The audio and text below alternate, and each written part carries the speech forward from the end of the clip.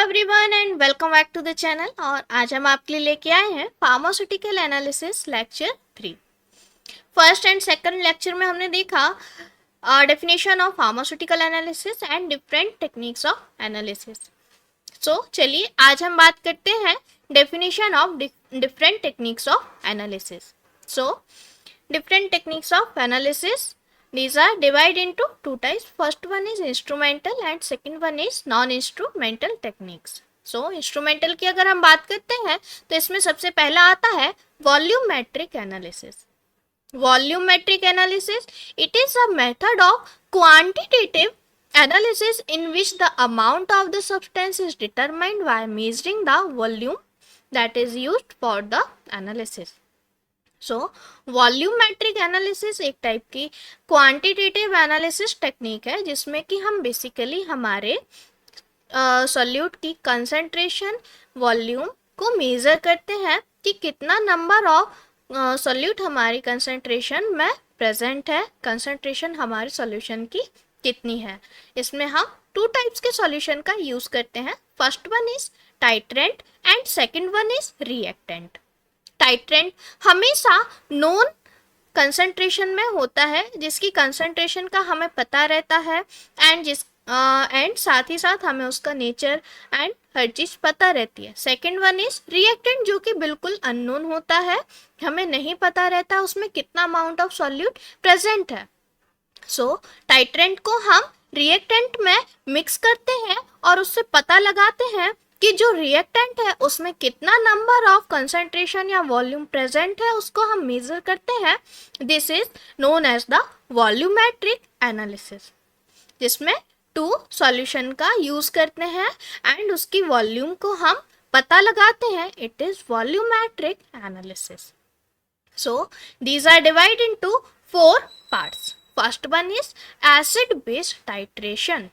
Titration basically जिसमें कि हम टाइट्रेंट एंड रिएक्टेंट का यूज करते हैं। सो एसिड बेस्ड टाइट्रेशन नाम से ही समझ में आ रहा है that in which use we are acidic and basic in nature compounds. Acids जो जिनका pH 7 से कम होता है these are acid in nature and जिनका pH 7 से अबव होता है these are base in nature. जब हम एसिड को बेस में ऐड करते हैं तो वो न्यूट्रलाइज हो जाता है या उनका pH 7 तक पहुंच जाता है और एक दूसरे में मिक्स होकर वो एक न्यूट्रल पॉइंट बनाते हैं जिसे हम बोलते हैं इक्विवेलेंट पॉइंट, या फिर अगर हम प्रैक्टिकल्स की बात करें तो इसे एंड पॉइंट भी बोला जाता है। सो अगर हम टाइट्रेंट एंड रिएक्टेंट दोनों अपोजिट लेंगे, एक एसिड इन नेचर होगा and second base in nature होगा, तभी हम उस इक्विवेलेंट पॉइंट या फिर एंड पॉइंट तक पहुंच पाएंगे। सो अगर हम टाइट्रेंट एसिडिक इन नेचर ले रहे हैं तो रिएक्टेंट हम हमेशा बेसिक इन नेचर लेंगे एंड अगर हम हमारा टाइट्रेंट बेसिक इन नेचर ले रहे हैं तो हमारा रिएक्टेंट एसिडिक इन नेचर का होना चाहिए, तभी हम उस एंड पॉइंट तक पहुंच पाएंगे एंड हम हमारे अननोन रिएक्टेंट की कंसंट्रेशन को पता कर पाएंगे। So these are also divide into 2 parts. First one is aqueous and second one is non aqueous. Aqueous in the presence of water. So aqueous नाम से ही समझ में आ रहा है दैट वाटर लविंग या फिर हाइड्रोफिलिक कंपाउंड्स। ऐसे कंपाउंड्स जो कि वाटर में डिसॉल्व हो जाते हैं these are known as hydrophilic compounds. So ऐसे कंपाउंड्स का यूज करते हैं जो कि वाटर में प्रॉपर डिसॉल्व हो जाते हैं या फिर वाटर के साथ आयोनाइज हो जाते हैं और एक फॉर्म बनाते हैं। ऐसे कंपाउंड्स को हम बोलते हैं वाटर लविंग या फिर हाइड्रोफिलिक कंपाउंड्स। ऐसे कंपाउंड्स का यूज हम एक्वस टाइट्रेशन में करते हैं। Now for example sodium hydroxide and HCl। ये ऐसे कंपाउंड्स हैं जो कि वाटर में डिसॉल्व हो जाते हैं और अपने आयोनाइज फॉर्म में कन्वर्ट हो जाते हैं। सेकंड आता है non aqueous titration. Non-aqueous titration in the absence of water like weak acid and weak base. So basically non-aqueous titration में हम ऐसे कंपाउंड्स का यूज करते हैं जो कि हाइड्रोफोबिक इन नेचर के होते हैं, जो कि बेसिकली वाटर के साथ आयोनाइज नहीं होते हैं। ऐसे कंपाउंड्स का यूज हम करते हैं नॉन-एक्वस टाइट्रेशन में। Sorry, so for example acetic acid and ammonium hydroxide, इनका हम यूज करते हैं नॉन एक्वस टाइट्रेशन में। नाउ सेकंड आता है रेडॉक्स टाइट्रेशन। रेडॉक्स टाइट्रेशन एक ऐसी टाइट्रेशन है जिसमें रेडॉक्स रिएक्शन का यूज हम करते हैं एंड टाइट्रेशन हम करते हैं हमारे कंपाउंड्स की। सो रेडॉक्स रिएक्शन आपने पढ़ा होगा। रेडॉक्स रिएक्शन में टू टाइप्स की रिएक्शंस इन्वॉल्व होती हैं। First one is oxidation and second one is reduction.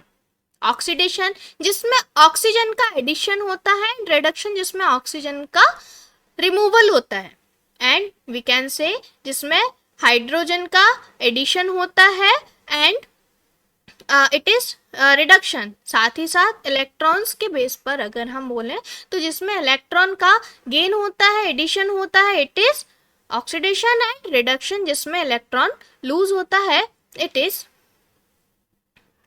Reduction. सो जिसमें ऑक्सीडेशन एंड रिडक्शन दोनों रिएक्शन एक साथ होती है, it is redox reaction. So a redox titration is a type of titration based on redox reaction. एक ऐसी titration जो कि रेडॉक्स रिएक्शन पर बेस होती है, it is known as redox titration. Between the analyte and titrant is known as redox titration, जिसमें reactant and titrant के बीच में रेडॉक्स रिएक्शन यूज होती है for the titration or titrimetry method. It is known as the redox titration. Next आता है precipitation titration. Precipitation titration, it is a titrimetric method which involve the formation of precipitate during the experiment of titration. So basically एक ऐसी reaction जिसमें कि titration के time पर एक precipitate form होता है और उससे हम हमारी कंसंट्रेशन का पता लगाते हैं या फिर अमाउंट ऑफ सॉल्यूट का पता लगाते हैं। It is known as the precipitation titration. And next आता है कॉम्प्लेक्सोमेट्रिक टाइट्रेशन। कॉम्प्लेक्सो टाइट्रेशन एक ऐसी टाइट्रेशन होती है जिसमें कि हम कलर से पता लगाते हैं हमारे अमाउंट या फिर कंसंट्रेशन ऑफ रिएक्टेंट का। सो it is a form of volumetric analysis in which the formation of colored complex is used to indicate the end point of the titration. So एक ऐसी टाइट्रेशन, एक ऐसी रिएक्शन जिसमें कि हम कलर्ड कॉम्प्लेक्स या फिर कलर्ड सॉल्यूशन से पता लगाते हैं कि हमारा टाइट्रेशन हमारे एंड पॉइंट को पता लगाते हैं। End point is basically equivalent point in which the titrant and reactant both are mix in equivalent concentration. So basically titrant and reactant जब दोनों इक्वल कंसंट्रेशन में ऐड होता है तब उससे उस पॉइंट को हम बोलते हैं एंड पॉइंट, जो कि हम बेसिकली टाइट्रेशन में यूज करते हैं जिससे कि हम पता लगाते हैं हमारे रिएक्टेंट के अमाउंट या फिर कंसंट्रेशन को पता लगाते हैं, मेजर करते हैं। It is titration. So complexometric titration में बेसिकली कलर्ड के बेस पर हम पता लगाते हैं हमारी टाइट्रेशन के एंड पॉइंट का। अब नेक्स्ट आता है स्पेक्ट्रल एनालिसिस, या फिर इससे हम बोलते हैं spectrophotometric analysis. Spectrophotometric analysis is basically light के थ्रू डिटेक्शन करते हैं हम हमारे एनालाइट का या फिर कंपाउंड का, दैट कितना नंबर ऑफ लाइट हमारे सॉल्यूशन ने, हमारे सॉल्यूट ने एब्जॉर्ब की है, उससे हम पता लगाते हैं हमारे सॉल्यूशन की कंसंट्रेशन का। It is known as the spectrometric analysis. So when energy is provided to sample, then first energy is absorbed, then it can be released. सो जिसमें बेसिकली लाइट एब्जॉर्ब होती है एंड हमारे जो सोल्यूट के atoms होते हैं वो ग्राउंड स्टेट से एक्साइटेड स्टेट पर जाते हैं. It is known as the spectrophotometric analysis. Absorption जैसे ही लाइट का हमारे एटम्स करते हैं देन वो ग्राउंड स्टेट से हाई स्टेट पर जाएंगे और कुछ अमाउंट ऑफ लाइट को एब्जॉर्ब कर लेंगे. देन डिटेक्टर से वो लाइट कितना परसेंट एब्जॉर्ब हुई है वो डिटेक्शन होगा. This is known as the spectral analysis. These are divided into 6 parts. First one is colorimetric या thermal. So the thermal and colorimetry, the way of measuring temperature changes and the material reaction of those changes. So basically colorimetry में हम colored solution का use करते हैं and measure करते हैं कि कितना number of लाइट्स एब्जॉर्ब की हुई है या टेम्परेचर एब्जॉर्ब किया हुआ है हमारे सॉल्यूशन ने. So it is known as colorimetry spectrophotometric analysis. अब सेकंड आता है इसमें UV visual spectrophotometry. So ultraviolet spectrophotometry measure the ultraviolet absorption rays observed by the electron. कितना number of basically UV visual spectrophotometer एक type का instrument होता है जिसमें कि हम UV and visual range light हम हमारे सॉल्यूशन पर स्प्रेड करते हैं एंड कितना नंबर ऑफ लाइट एब्जॉर्ब की हुई है हमारे सॉल्यूट ने वो मेजर करते हैं by detector. It is known as the UV visual spectrophotometry. Next आता है एफटीआईआर स्पेक्ट्रोफोटोमेट्री या फिर जिसे हम बोलते हैं फ्यूरियर ट्रांसफॉर्म इंफ्रारेड, जिसमें हम इंफ्रारेड स्पेक्ट्रोफोटोमेट्री में इंफ्रारेड रेस का यूज़ करते हैं एंड कितना इंफ्रारेड रेस एब्जॉर्ब हुई है बाय मॉलिक्यूल्स एंड रिलीज हुई है उससे हम पता लगाते हैं हमारे सॉल्यूशन का. It is known as the FTIR spectrophotometry. Next आता है NMR spectrophotometry. NMR means nuclear magnetic resonance. So nuclear magnetic resonance spectroscopy measure the nucleomagnetic rays absorption. So nucleomagnetic rays का जो absorption होता है by proton और by carbon isotopes इससे हम detect करते हैं हमारे एनालाइट का. It is known as NMR spectrometry. Next आता है mass spectrometry. So fragment of the sample are separated according to the mass of fragments and identified by the detector. So basically हम इसमें mass of fragments and identify करते हैं by the detector. It is generally used for determine the molecular weight of sample. कितना number of molecular weight है हमारे sample का उसको हम इससे डिटरमाइन करते हैं. नेक्स्ट आता है spectrofluorimetry. So fluorimetry exist sample using ultraviolet light and measure the wavelength of fluorescent light emitted. So basically spectrofluorimetry emission के प्रिंसिपल पर बेस्ड होती है.